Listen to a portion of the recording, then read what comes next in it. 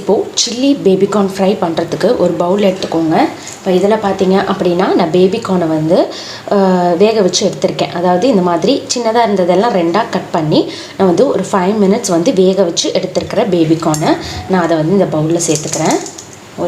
ஒரு table spoon 1.5 table spoon நான் வந்து கார்ன்ஃப்ளவர் மாவு எடுத்திருக்கேன். அது கூட ஒரு டேபிள் ஸ்பூனு மைதா மாவு அந்த கோட்டிங்காக நான் வந்து எடுத்திருக்கேன். அதுக்கடுத்தது இந்த பேபிகார்னுக்கு தேவையான உப்பு, கொஞ்சமாக கலருக்காக லைட்டாக காஷ்மீரி ரெட் சில்லி, ரொம்ப கம்மியாக தான், கொஞ்சம் லைட்டான ஃப்ளேவர் இருந்துச்சுன்னா போதும். ஒரு 1/2 டேபிள் ஸ்பூனுக்கும் கொஞ்சம் குறைவாக பெப்பர், ரொம்ப வேணாம், கொஞ்சமாக. ஸோ இப்போ இதை என்ன பண்ணுங்க அப்படின்னா லைட்டாக இதில் இருக்கிற அந்த இதுக்கே வந்து நம்ம வந்து பெரட்டிக்கலாம். ஸோ தண்ணி வேணும்னா நம்ம தெளித்து வந்து பெரட்டிக்கலாம். ஸோ இதுவே பார்த்திங்க அப்படின்னா ஓரளவுக்கு ஈரமாக இருக்கும். அதனால் நீங்கள் வந்து தண்ணி போட வேணாம். நீங்கள் பெரட்ட அது வந்து கரெக்டாக சேர்ந்து வரும். சப்போஸ் உங்களுக்கு வந்து அது சரியாக வரலை அப்படின்ற மாதிரி தெரிஞ்சதுன்னா நீங்கள் வந்து லைட்டாக தண்ணி மட்டும் தெளிச்சுக்கோங்க. ஸோ இப்போ பார்த்தீங்க அப்படின்னா இந்த மாதிரி பிச்சுன்னு இருக்கணும், ஓகேங்களா? ரொம்ப தண்ணியாகவும் இருக்கக்கூடாது, நம்ம பக்கோடா போடுற கன்சிஸ்டன்சிலையும் இருக்கக்கூடாது, ஒரு மாதிரி ஸ்டிக்கி கன்சிஸ்டன்சியில் தான் இருக்கணும். ஸோ இப்போ அவ்வளோதான், இதை பெரட்டியாச்சு. இப்போ இதை நம்ம வந்து கோல்டன் ப்ரௌன் கலரில் டீப் ஃப்ரை பண்ணி எடுத்துக்கலாம். இப்போது நம்ம பெரட்டி வச்சுருக்க பேபிகார்ன் எல்லாத்தையுமே வந்து நம்ம டீப் ஃப்ரை பண்ணி எடுத்துக்கலாம். இப்போ பார்த்திங்கன்னா ஆயில் ஹீட் ஆகிடுச்சு. நம்ம ஒவ்வொன்றா போட்டு பொரித்து எடுத்துக்கலாம். இது பார்த்திங்க அப்படின்னா டபுள் ஃப்ரை பண்ணணும் நம்ம. அதாவது ஒரு தடவை பொரித்து எடுத்துகிட்டு லைட் கோல்டன் ப்ரௌன் கலர் வந்ததுக்கப்புறமேல்ட்டு அகெயின் இன்னொரு தடவை டீப் ஃப்ரை பண்ணணும். அப்போ தான் வந்து அந்த கிறிஸ்பி வந்து உங்களுக்கு ரொம்ப நேரம் இருக்கும். நம்ம வந்து அந்த சில்லி பேபி சில்லியாக சாப்பிடும்போது அந்த சாஸில் எல்லாம் பெரட்டி இங்கே பாருங்கள். இப்போ நம்ம போட்ட ஃபஸ்ட்டு பேட்ச் வந்து நல்லாவே பொரிஞ்சிருச்சு. அதாவது பாதி கோல்டன் ப்ரௌன் கலரில் வந்துருச்சு. ஸோ இப்போ நம்ம வந்து அடுத்த பேட்சை போடலாம். அதுக்குள்ளே பார்த்தீங்க அப்படின்னா இது ஆறிடும் இல்லையா? ஸோ அதுக்கப்புறம் எகெயின் இதை இன்னொரு தடவை போட்டுட்டு நம்ம வந்து டீப் ஃப்ரை பண்ணி எடுத்துக்கலாம். ஸோ இப்போ நான் வந்து செகண்ட் பேட்ச் போடுறேன்.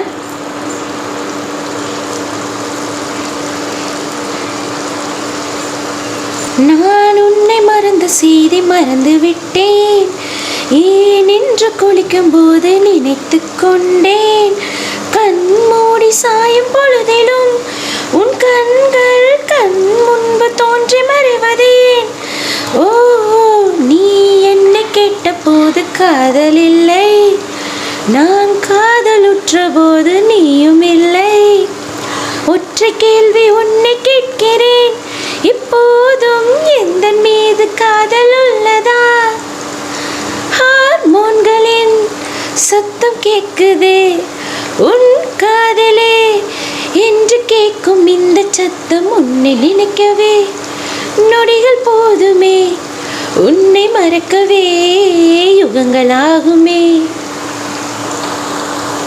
ஸோ இங்கே பாருங்கள், அந்த செகண்ட் பேட்ச் போட்டோம் இல்லையா, அதுவும் வந்து நல்லா பொரிஞ்சிருச்சு. ஸோ இப்போ என்ன பண்ணணும் அப்படின்னு பார்த்தீங்கன்னா, இப்போது ஏற்கனவே போட்டு வச்சுருக்கோம் இல்லையா, அதையும் வந்து நம்ம செகண்ட் டைமு டீப் ஃப்ரை பண்ணி எடுத்துக்கலாம். ஸோ இப்போ நம்ம ஃபஸ்ட் டைம் ஃப்ரை பண்ணி வச்சுருந்தோம் இல்லையா, அதை வந்து நான் இதில் சேர்த்துட்டு இப்போ இதை இன்னொரு தடவை ஃப்ரை பண்ணி எடுத்துக்கலாம்.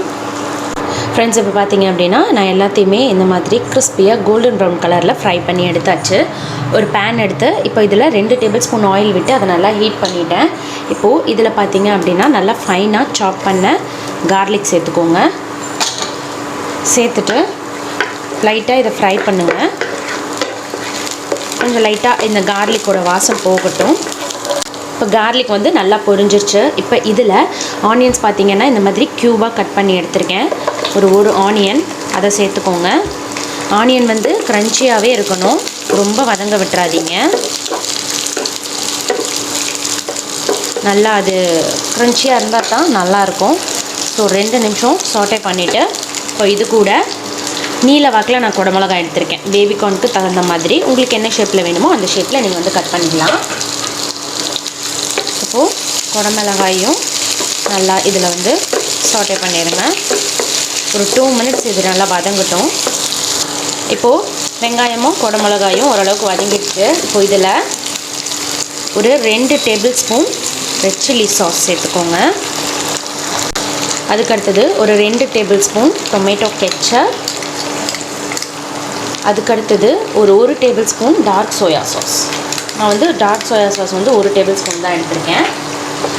ஸோ இது எல்லாத்தையும் இந்த வெங்காயம் குடமிளகாயோட நல்லா கலந்து விடுங்க. சாஸ்லேயே உப்பு இருக்கும், அதனால் நம்ம பார்த்து தான் உப்பு சேர்த்துக்கணும். ஸோ இப்போ இதை நல்லா இதில் ஃப்ரை ஆனதும் இதில் கொஞ்சமாக தண்ணி சேர்த்துக்கோங்க. கொஞ்சமாக வந்து இதை இப்போ ஒரு 2 நிமிஷம் கொதிக்க விடுங்க. இந்த சாஸஸோடு சேர்ந்து இந்த வெங்காயத்தில் அந்த ஃப்ளேவர் இறங்கும் போது ரொம்ப நல்லாயிருக்கும். ஸோ இப்போ இது ரெண்டு கொதிக்க ஆரம்பிக்கட்டும். இப்போ பாருங்கள், இது கொதிக்க ஆரம்பிக்கும் போது நான் ஒரு 1/2 டேபிள் ஸ்பூன் கார்ன்ஃப்ளவர் மாவு வந்து தண்ணியில் கரைச்சி வச்சுருக்கேன்.